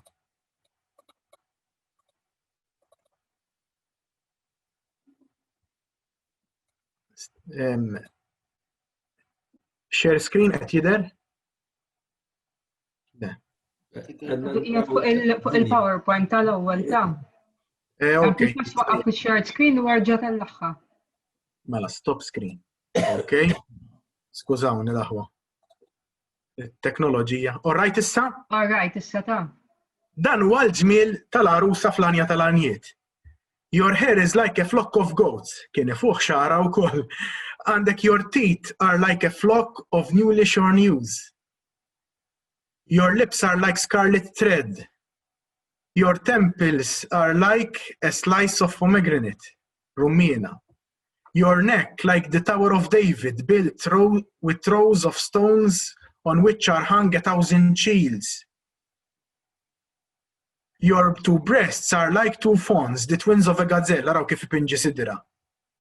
Żewġ għażiela, il-gazelle. Your lips, my bride, drip honey. Honey and milk are under your tongue. Ovvjament, għax qed jirreferi? Qed jirreferi għal bewsa passjonali u erotika ta' żewġ maħbubin. U meta jħodda letterali jaraw l-awtur dan is-satira, dan li qed jagħmel dis-satira, qed ipinġi dan is-sellum u l-Winnie the Pooh hawnhekk qed jipprova jiġbor l-għasel. Tidher redikola, imma tant ħallit impatt din il-tpinġija, din l-iskribil, illi saħansitra ġiet kwotata f'artikli li huma xjentifiċi ta' ċertu riċerka mill-istudjużi bibliċi fosthom pereżempju The Artifice of Love, Grotesque Bodies in the Song of Songs ta' Fiona Black. U Fiona Black tgħid kemm importanti illi ma neħdux il-Bibja b'dan il-mod letteralistiku għax nispiċċaw nagħmlu żbalji u żbalji kbar. Fil-fatt kif irid dan il-punt nifhmuh meta nifhmu li ir-rivelazzjoni hija din it-tarġa. Jekk way back in Genesis id-dinja kienu jifhmuha bħala xi ħaġa ċatta, ix-xjenza mxiet il quddiem.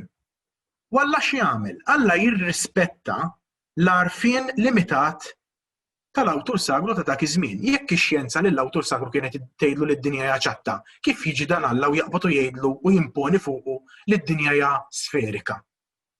Hija noqqas ta' mħabba mhux hekk? Imma ekku din it-tarġa. Ma mmorrux il-bot, tantu hekk il-rivelazzjoni hija tarġa li nieħdu eżempju mill-Vanġeli. Il-qawmin mill-imwiet. Xi ħaġa li nsibuha tard fil-Antik Testament fi żmien il-Makkabej. Innutaw fil-Vanġeli fi żmien Ġesu. Għandna lil Fariżej li l-qawmin mill-imwiet aċċettawha bħala rivelazzjoni. Għandna s-Sadduċej min-naħa l-oħra li kienu għadhom qed jikkustinjaw jekk il-qawmin mill-imwiet kienx realtà vera jew le. Għalhekk importanti li nerġa' nenfasizzaw ngħid u ntenni il-kuntest. Hekk ħa nasal biex nagħlaq. Ħa nagħti eżempju wieħed ta' kif, anzi żewġ eżempji nixtieq nagħti, hekk jew bdejna naqra tard Ben jekk tippermettili nasal sa neqsin 10. Mela. Hekk ħa nagħti eżempju. Mill-ewwel vers tal-Ġenesi. U ħa naraw kif jidher fih Sidna Ġesu Kristu anke saħansitra tul l-istorja tas-salvazzjoni kollha. Ħanerġa' nagħmel share screen. U din id-darba naraw dawn il-kwotazzjonijiet. F'Ġenesi kapitlu 1 vers 1 sa 2 naqraw fil-bidu Alla ħalaq is-sema u l-art kienet taħwitu baħ. U dlam kien fuq wiċċ l-art fuq wiċċ l-abissi skużawni u fuq wiċċ l-ibħra kien jittajjar l-Ispirtu tal-Alla. Hekk nixtieq nieħu żewġ eżempji, għandna il-baħar u d-dlam. Tajjeb li ngħidu li l-baħar fl-Antik Testament u anke within Near East, fin-Near East kollu, Father Stefan semma Near East, f'dawk il-popli tal-madwar, il-baħar kien simbolu tal-element tal-kaos u tal-ħażen.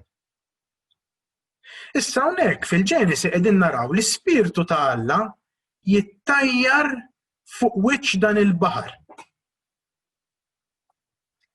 Interessanti li meta mill-ewwel ktieb immorru għall-aħħar ktieb, fil-bidunet insibu l-preżenza ta' dan il-baħar. U fl-aħħar x'se nsibu? Se nsibu li il-baħar jerġa' jissemma, però din id-darba jissemma fin-negattiv, jiġifieri l-m'għadux jeżisti. Niftħu l-ktieb tal-Apokalissi, kapitlu 21, vers 1 naraw. U rajt sema ġdida u art ġdida, għax is-sema ta' qabel u l-art ta' qabel qabu, u ma kienx hemm iżjed il-baħar. X'irid ifisser l-awtur ta' l-Apokalissi? Li fis-sema ġdida u l-art ġdida f'Ġerusalemm ġdida daqshekk baħar, jekk kienu hekk nikstru l-flus għax jiena l-ewwel wieħed inħobbu l-baħar. Ma fir-realtà l-awtur sakru qed jagħmel inklużjoni dik li ngħidula fil-ġenru letterarju bibliku meta tema hija ċentrali u jew importanti, l-awtur jibda biha u jagħlaq biha. U hawnhekk naraw l-unità tal-Bibja fejn fuq qari kanoniku, ġifieri meta qed naqraw il-kotba kollha, fil-bidu hemm il-preżenza tal-kaos u tan-negattiv li Alla huwa sovran fuqu.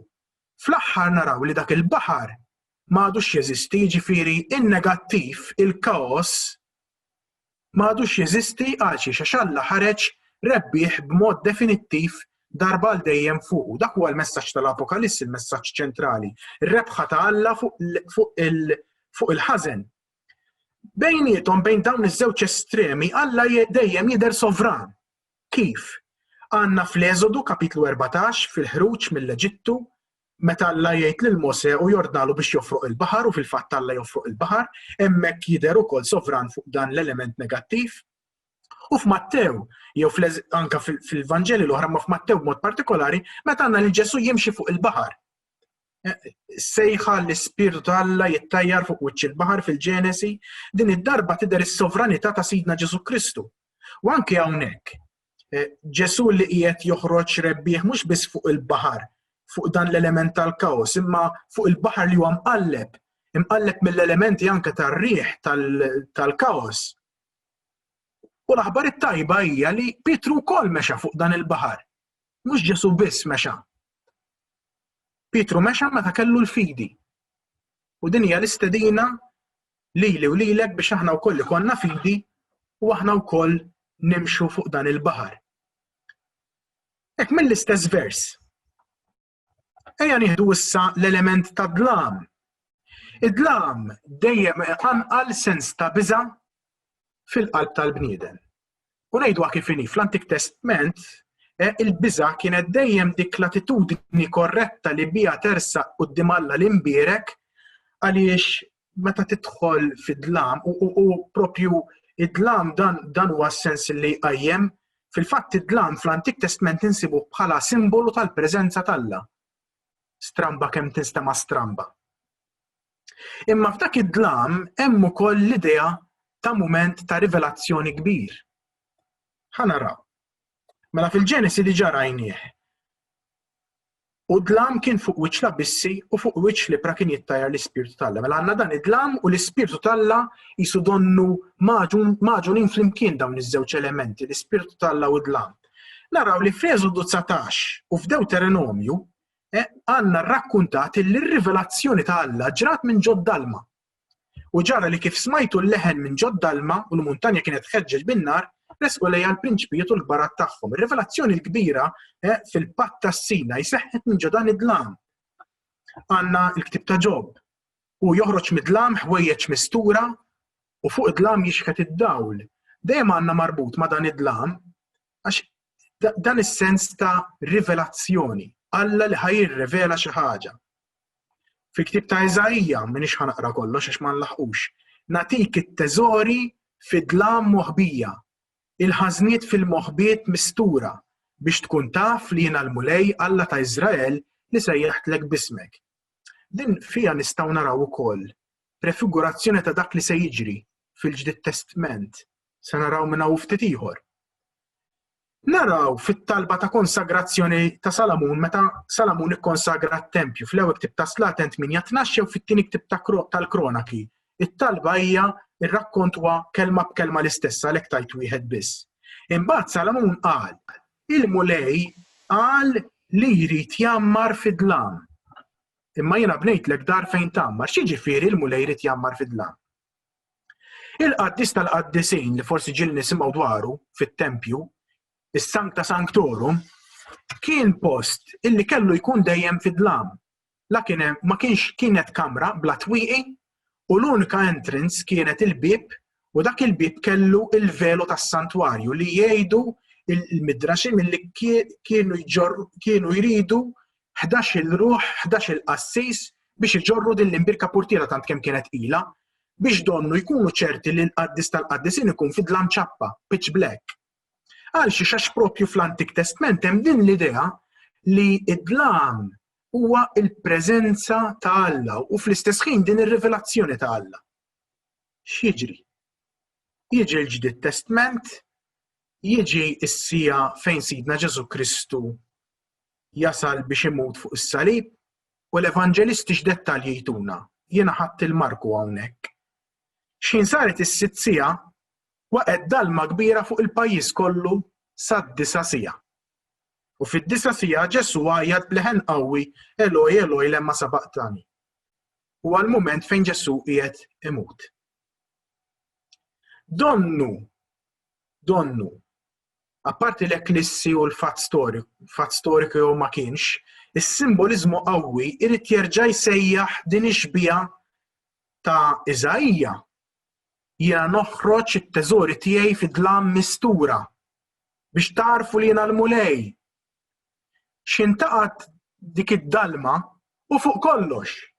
X'in il-velu tas-santwarju jiċċarrat qegħdin taraw hawnhekk qed niħajlajtjah, iċ-ċenturjuni kien wieqaf bis-swit u meta rah jgħajjat u jmut hekk qal dan il-bniedem tassew kien bin Alla. Donnu x'in il-velu jiċċarrat.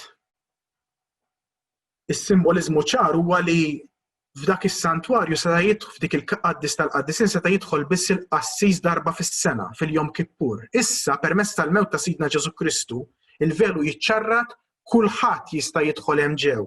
Imma mhux biss. Imma l-preżenza tal-Alla ġiet rivelata madwar il-pajjiż kollu sad-9 sija u għal dejjem ta' dejjem. Dak id-dlam li qed joħroġ jkun preżenti kullumkien. Hekk dawn kienu ġiex eżempji ċkejkna illi xtaqt naqsam magħkom minn sempliċi vers li jibda mill-Ġenesi. Li iva diġà naraw kif dan is-simboliżmu, din it-teoloġija tibda mill-Ġenesi, pass pass hija rivelata u tasal anke fil-Vanġeli fejn tikkomunika magħna anke realtajiet ta' Kristu tul iż-żewġ testamenti. Jalla l-aħwa tiegħek kull darba li taqraw bil-Antik Testament jekk tixorbu minn din it-tjubija vera diffiċli, imma b'mistoqsija l-għannu len u anke permezz ta' kotba tkunu tistgħu tifhmu aktar il-ġmiel li hemm moħbi fl-Antik Testament f'referenzi għal Ġdid Testament u propju taraw illi kull pass, kull ktieb huwa tarġa minn taraġġ sħiħ. It-tarġa li qiegħda numru 99 tissejjaħ taraġġ bl-istess mod kif tissejjaħ taraġġ l-ewwel, it-tieni, it-tielet tarġa, so on and so forth. Ma nafx hekk hemm xi mistoqsijiet li forsi tixtiequ tagħmlu. L-ewwel mistoqsija ġewżel. Bosta jsostu kif Alla li bagħat l-10 kastigi fit-Testament il-Qadim fl-aħħar mill-aħħar qatel l-ikbar iben tal-familja ta' Eġizzjana u stess Alla li juri l-imħabba tiegħu naraw il-qalb kbira tiegħu fit-Testament il-Ġdid. X'inhu sib tiegħek fuq din l-osservazzjoni? Mela, tajjeb li ngħidu li l-10 pjagi fuq l-Eġittu li ħafna studjużi kissru moħħhom jippruvaw jispjegaw fenomeni naturali ġraw ma ġrawx, ejja ma nidħlux hemm. Meta Alla qiegħed jiġi impinġi b'dan il-mod li qiegħed jibgħat dawn il-kastigi fosthom hemm inkluż anke l-10 kastig li huwa qtil hemm parallel sħiħ fejn Alla qiegħed jattakka mhux lill-poplu imma lil Alla partikolari li fil-twemmin Eġizzjan iwassal li huwa in charge minn dik il-ħaġa partikolari. Pereżempju, l-Alla Horus illi jieħu ħsieb l-ilmijiet. Meta Alla darab l-Eġittu fl-ilmijiet tiegħu, l-awtur sagru il-messaġġ prinċipali tiegħu u anke dan anke għall-poplu Ludi, għall-poplu ta' dak iż-żmien, kien illi l-Alla Horus tal-Eġizzjani ma jfisser xejn, mhu xejn huwa Alla fals. U l-istess fil-passaġġ fejn hemm il-qtil tal-Iben il-Kbir. Kellhom twemmin qawwi, insejt l-Alla partikolari bħalissa rid nirriċerka naħwa skużawni l-memorja tiegħi dik li u l-Eġittoloġija mhijiex l-ispeċjalizzazzjoni tiegħi. Imma l-Alla partikolari tal-fejqan f'dak il-każ partikolari falla miżerament. Għaliex għax wieħed biss huwa Alla l-imbierek, l-Alla tas-Smewiet. Nittama li wieġib dik il-mistoqsija oħra, where can I find the satirical picture, please? It is a good way to explain to the student that the Bible should not be taken literally. Thanks. Mela, Fiona Zammit Gawċi, minix ċert jekk nistax naqbad. Naqbad kif sibta jiena ta' issa nibatuha. By the way, jekk tiggoogle jaw satirical picture of the Song of Songs. Iva, thank you. Jiena ktib Bible satirical picture u ktibt il-kalma literal ukoll.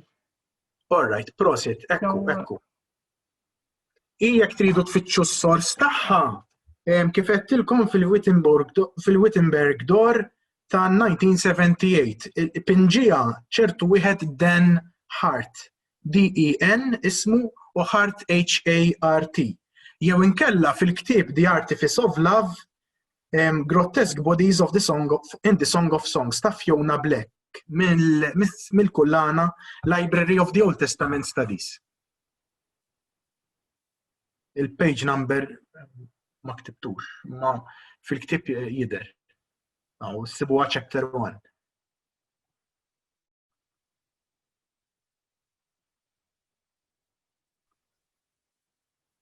Mistoqsijiet minħabba il-fatt li tul iż-żmien it-traduzzjonijiet li saru ma baqgħux daqshekk lojjel għat-testi oriġinali, x'jista' jsir anke minn nies laiċi biex nerġgħu immorru għal dan is-sors oriġinali. Mela, Ivan, hija biċċa xogħol mhix faċli. Onni Italjani jgħidu ogni traduttore è un traditore għal xiex għax is-sens idiomatiku tal-lingwa oriġinali ħafna drabi jintilef. Pereżempju, pruvaw traduċu ċajt. Ma jirnexxilkomx għaliex għax hemm l-idjoma. Issa, x'nistgħu nagħmlu? L-ewwel ħaġa li nużaw il-kummentarji tajbin. Pereżempju għall-Antik Testament hemm il-Word Biblical Commentary. Imma daqsxejn jiswew naqa' flus. Forsi iktar għal-baġit tagħna Fader Stefan semma The Jerome Biblical Commentary.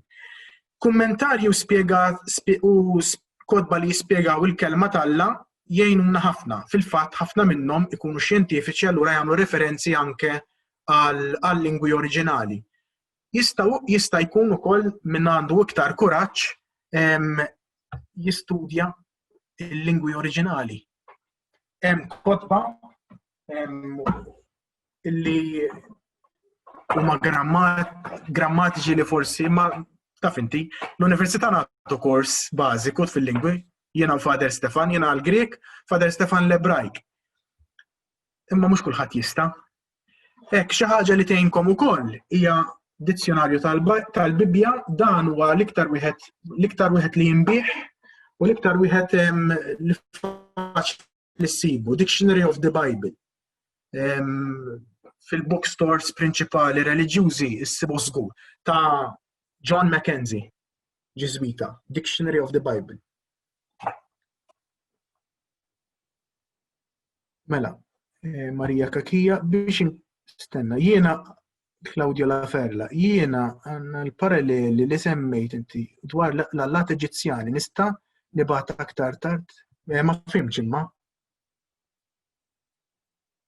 Għandu l-paralleli bejn li semmejt inti. Okay. Tibatu naħseb. Iva, jekk tista' tibgħata, forsi tgħaddihom il-Benjamin u Benjamin jibgħathom il-kulħadd. Tkun idea tajba ħafna. Biex inkompli fuq il-mistoqsija ta' jekk hux l-istess Alla u sew li ngħidu li Alla hu wieħed hija l-interpretazzjoni u l-kuntest soċjali ta' żminijiet partikolari li jinbidel dan ukoll iva. The understanding of God. Kif qed jiena u diġà il-rivelazzjoni hija taraġġ. Allura l-livelli dejjem u kif kienu jifhmu lil Alla b'dak iż-żmien, l-awtur sagru dak kien il-kuntest tiegħu. U kif qed Alla dejjem jirrispetta żminijiet, forsi hekk idea ġbija sabiħa hija Ħosea li jpinġi lil Alla fl-immaġinazzjoni tiegħu bħala dan ir-raġel illi jitbaxxa biex jgħin lill-Iżrael ma jaqax li huwa toddler. Hekk San Ġwan Kriżostmu uża kelma biex jispjega dan kollu, kelma tqila, kondiscendenza, condescension bl-Ingliż. Alla li jinżel għal livell intellettwali u lingwistiku tal-bniedem. U għamilha din Ġwan Kriżostmu meta spjega il-passaġġ tal-Maġi f'San Mattew. Qal Alla ma setax juża profeta jew anġlu, ma dak kienu kollha affarijiet li ma jifhmuhomx il-Maġi. Il-kelma Maġi mhux ma tfissirx slaten xejn affattu, Maġi kienu nies li jipprattikaw il-maġija. Magoj bil-Grik isimhom magħhom. Minn hemm ġej il-kelma magician, u dawn kienu jistudjaw il-kwiekeb biex jippruvaw jaqraw il-futur. Xi ħaġa li d-Deuteronomju jgħid li hija okkult. Xi ħaġa li trid tiġi mħaġġra. Bniedem imħaġġar jekk jipprattika dak it-tip ta' okkult li jaqra kwiekeb. Imma Alla jmur lil hinn u jwassalhom għand tibnu permezz tal-istess kwiekeb li huma kienu jistudjaw. Araw Alla li qed jinżel għal-livell tal-għarfien ta' dawn il-maġi.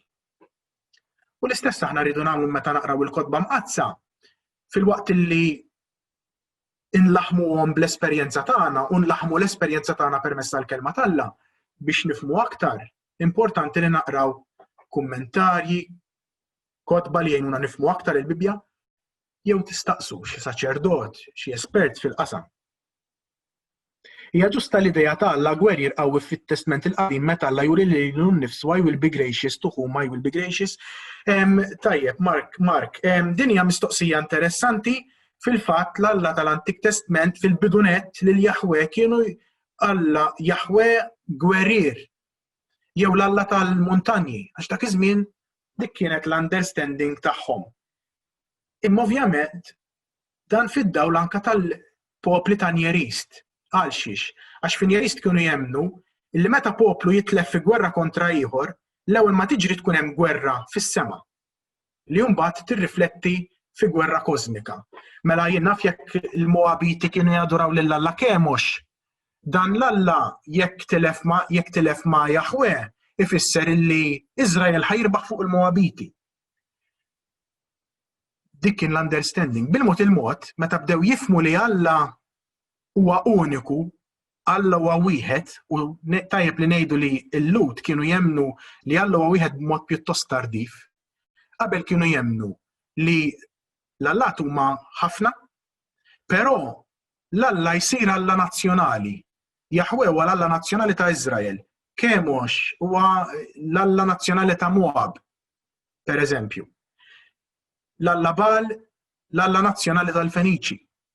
U allura kien jemnu meta jiġġieldu tiġi riflessa r-rebħa fis-sema għal dik fuq l-art. Meta mbagħad permezz tal-profeti fl-aħħar il-poplu fehem milli dan Alla wieħed hu u m'hemm ebda li ieħor ħliefu, qalu mela din il-gwerra kosmika kif nistgħu nispjegawha. U fil-ktieb ta' Daniel pereżempju għandna l-Arkanġli. L-Anġlu Mikil illi huwa il-protettur, l-Anġlu protettur nazzjonali tal-poplu Ludi ta' Iżrael. Għaliex għax ma setgħux jibqgħu l-allat li jiġġieldu. Għax la Alla m'għadux Alla. Sorry, la Alla huwa Alla wieħed huwa uniku, l-allat l-oħra ma jistgħux jibqgħu Alla tal-popli. Allura żviluppa dan iħsib dan il-mod, imma ovvjament dan huwa suġġett li jridu nispjegawh f'sija jekk mhux anke sa'tejn u tlieta. Tajjeb, Joseph, nirringrazzjawk tal-kontribut tiegħek. Kienet vera session interessanti anke tiegħek Father Stefan. Thank you ħafna tax dak li qsamtu magħna u kemm ftaħtulna verament hekk l-iskrittura ftit biex nibdew verament we dive in u mhux biss niskopru aħna ma ngħinu l-żgħażagħ oħra dawn li qed nakkumpanjaw biex jitolbu biha. Is-session tal-ġimgħa d-dieħla 29 Ottubru tibda fis-7:30 u ħajkun għal-Father Justin Xkembri u l-Bettina Maċmor nisaqsmu magħna it-talb fil-Bibja u t-talb permezz tal-Bibja. Ma tkun it-tieni stage, it-tieni tarġa f'din is-serja kif qalna Joseph niftaraġ tal-iskrittura. Thank you kulħadd u narawkom il-ġimgħa d-dieħla.